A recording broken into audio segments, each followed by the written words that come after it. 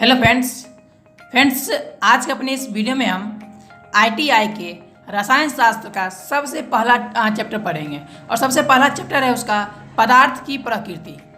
तो हम पदार्थ की प्रकृति के बारे में आज पढ़ेंगे। तो चलिए शुरू करते हैं। लेकिन फ्रेंड्स अगर अभी तक हमारे चैनल को आपने सब्सक्राइब नहीं किया है तो प्लीज़ सब्सक्राइब कर लीजिए और साथ में बेल आइकन को दबा दीजिए। तो चलिए वीडियो को शुरू करते हैं। तो सबसे पहले है पदार्थ यानी पदार्थ का परिभाषा।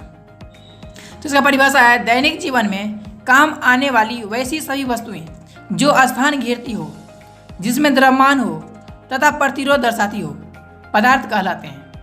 ये हो गया पदार्थ का परिभाषा। यानी क्या, जो हमारे दैनिक जीवन में काम आता है बराबर, जैसे हो गया हवा, पानी, लकड़ी, कोई लोहा वाला वस्तु हो गया। तो ये सब क्या हो गया, ये सब के सब पदार्थ हैं।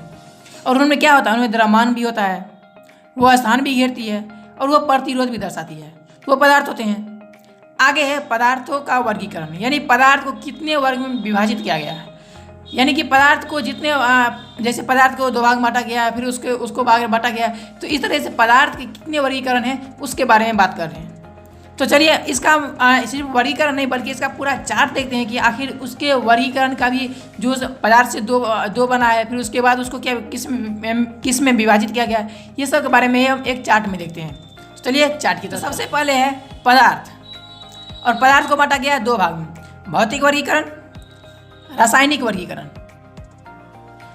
अब ये भौतिक वर्गीकरण को दो भाग में बांटा गया है, ठोस तीन भाग में बांटा गया है, ठोस में, द्रव में और गैस में। तो ये हो गया भौतिक वर्गीकरण का। अब आते हैं रासायनिक वर्गीकरण में। तो रासायनिक वर्गीकरण को दो भाग में बांटा गया है, शुद्ध पदार्थ और मिश्रण में। अब आगे है शुद्ध पदार्थ। तो शुद्ध पदार्थ को भी बांटा गया है पूरे दो भाग में, तत्व और यौगिक में। और इसके बाद तत्व को बांटा गया है दो भाग में, धात्विक और अधात्विक। फिर यौगिक को बांटा गया है दो भाग में, कार्बनिक और अकार्बनिक। तो ये हो गया शुद्ध पदार्थ का। आगे है मिश्रण।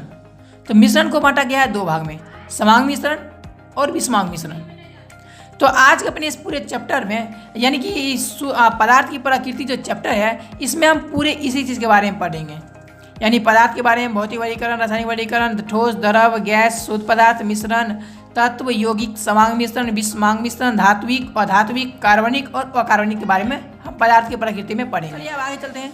पदार्थ की अवस्थाएं, यानी पदार्थ के कितनी अवस्थाएं। तो पदार्थ के तीन अवस्था होती है। पहला ठोस, दूसरा द्रव और तीसरा गैस होता है जो उस पेज में है। तो चलिए पहले ठोस को देख लेते हैं। तो ठोस में है वे पदार्थ जिनके आकार एवं आयतन दोनों निश्चित होते हैं।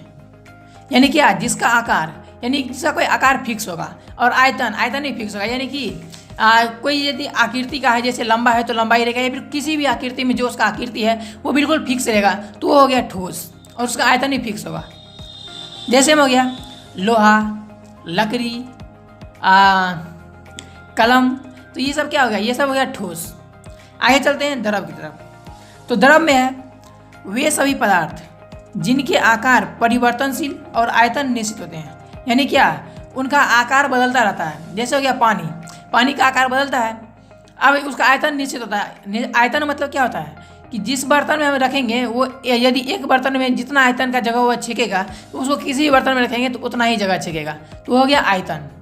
और आकार मतलब ये होता है कि उसको हम जिस बर्तन में रख देंगे वो उसको मतलब परिवर्तन आकार का मतलब ये होता है कि उसको जिस बर्तन में हम रख देंगे वो उस आकार में वो बदल जाएगा। तो यही गुण होता है द्रव का। तो द्रव का क्या परिभाषा होगा, वे सभी पदार्थ जिनके आकार परिवर्तनशील और आयतन निश्चित होती है। अब जैसे में है दूध, पानी, तेल और भी बहुत। अब देखिए तीसरा जो इस पेज में था वो है गैस। तो गैस का परिभाषा क्या होगा, वे सभी पदार्थ जिनके आकार एवं आयतन दोनों अनिश्चित होते हैं। यानी कि इसका आकार भी बदलता है और आयतन वो भी बदलता है। यानी यदि हम उसको एक गिलास से निकाल कर बाल्टी में रख देंगे तो वह गिलास के आकार को छोड़ करके बाल्टी के आकार का बन जाएगा। यदि उसको वायुमंडल में छोड़ देंगे तो वायुमंडल में पूरे फैल जाएगा। तो इस तरीके से होता है आकार में परिवर्तन गैस का। आगे है इसका आयतन। तो आयतन क्या होगा, तो आयतन मतलब क्या, अगर हम उसको किसी छोटे डिब्बा में रखेंगे तो उसमें रहेगा, यदि हम उसको पूरा एक कमरा में छोड़ देंगे तो पूरा कमरा में फैल जाएगा। तो ये हो गया आयतन में परिवर्तन। तो इस तरीके से जिस पदार्थ का आकार और आयतन दोनों अनिश्चित होता है वो कहलाता है गैस। जैसे हो गया हाइड्रोजन, हीलियम, या फिर धुआं हो गया, या फिर कोई और भी गैस जैसे नाइट्रोजन हो गया। इस तरीके से बहुत सारी गैस। आगे है पदार्थों का रासायनिक वर्गीकरण, यानी रासायनिक गुणों के आधार पर, यानी रासायनिक आधार पर पदार्थ को कितने वर्ग में विभाजित किया गया है। तो विश्व के समस्त पदार्थों को 3 भागों में बांटा गया है, तत्व, यौगिक और मिश्रण। तो इस तरीके से विश्व में समस्त पदार्थ, विश्व के सभी पदार्थ को मात्र 3 भाग में विभाजित किया गया है, तत्व, यौगिक और मिश्रण। अब चलिए देखते हैं तत्व क्या है। तत्व पदार्थों का सबसे शुद्ध रूप होता है और इसे भौतिक या रासायनिक विधि द्वारा आगे विभाजित नहीं किया जा सकता है। यानी कि वह जो किसी भी चीज़, जो भी पदार्थ का सबसे शुद्धतम रूप होता है उसको ही कहते हैं पदार्थ, उसको कहते हैं तत्व, और उससे और अधिक उसको शुद्ध नहीं कर सकते हैं। तो बस तत्व का परिभाषा ये था। आगे देखिए इसका पॉइंट के रूप में कुछ दिया गया है, इसको याद रखना बहुत ही जरूरी है। पर देखिए क्या है, पृथ्वी पर अब तक 114 तत्व ज्ञात हो चुके हैं। यानी क्या, पूरे तत्व की संख्या कितनी है? 114, जिनमें से 22 कृत्रिम रूप से बनाए जाते हैं। यानी कि 22 जो तत्व ऐसे हैं जिसको प्रयोगशाला में वैज्ञानिक लोग बनाते हैं, वो प्राकृतिक रूप से नहीं पाए जाते हैं, उसको किसी रिएक्शन के द्वारा बनाया जाता है। आगे है पृथ्वी के 57.2% भाग केवल 8 तत्वों से निर्मित है। बाकी अन्य तत्व का सहयोग केवल 2.8% ही है। यानी क्या, पृथ्वी का अधिकांश भाग देखिए 57.2% जो भाग है वह केवल 8 ही तत्व से बना है, और ये 2.8 जो तत्व % बचता है वो बाकी सब कोई अलग अलग तत्व से मिलकर बना हुआ है। आगे देखते हैं कुछ चार्ट इसका। देखिए पृथ्वी पर पाए जाने वाले प्रमुख तत्वों का प्रतिशत, यानी जो पृथ्वी पर पाया जाता है तत्व उसका यानी कितना प्रतिशत पृथ्वी पर है। देखिए लोहा का है 4.1%, ऑक्सीजन का 49.9%, मैग्नीशियम का 2.1%, सोडियम का 2.3%, कैल्शियम का 3.2%, एल्युमिनियम का 7.3%, सिलिकॉन 26.0% और पोटेशियम है 2.3%। और जो बच जाता है ये सब के बावजूद बच जाता है जो अन्य है, तो अन्य का कितना प्रतिशत है? अन्य का प्रतिशत है 2.8%। तो कुछ इस तरीके से पृथ्वी पर जो प्रमुख तत्व हैं कुछ इस तरीके से उनकी मात्रा होती है। तो फ्रेंड्स यहाँ से आपको लगभग कुछ पूछा जा सकता है आपके ITI के एग्जाम में, तो इसको याद कर लीजिएगा। इसको मतलब याद करना बहुत ही आसान है, मतलब थोड़ा ध्यान दीजिएगा तो आपको ये याद हो जाएगा। तो फ्रेंड्स आज के लिए बस इतना ही रहने दीजिए।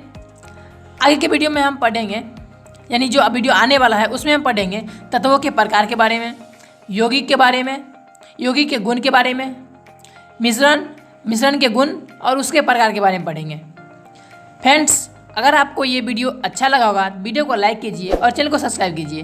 फ्रेंड्स चैनल को लाइक यानी वीडियो का लाइक, चैनल को सब्सक्राइब ये सब तो कर दीजिएगा, लेकिन फ्रेंड्स आप जो पढ़ते हो उसको याद जरूर कीजिएगा, क्योंकि फ्रेंड्स जब आप याद करोगे तभी आप आगे जो पढ़ोगे वो समझ में आएगा आपको। तो फ्रेंड्स आज के लिए बस इतना ही, मिलते हैं अगले वीडियो में, तब तक के लिए बाय बाय।